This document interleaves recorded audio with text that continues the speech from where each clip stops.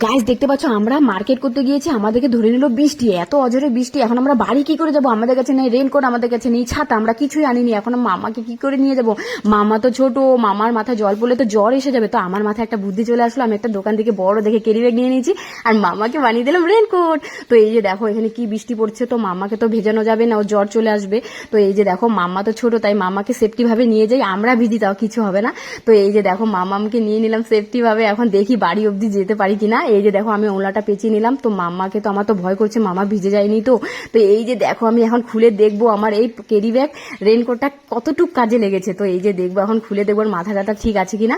তো এই যে দেখো গাইস একদম ভিজেনি, একদম ভিজেনি, মামার পিছনটাও দেখলাম একদম ভিজেনি। তো প্লিজ এরকম বাচ্চাদেরকে ভিজিয়ে এনো না, কেউ এরকম রেনকোট ক্যারি ব্যাগ পেলে এরকম ভাবে সেফটি ভাবে নিয়ে আসতে পারো।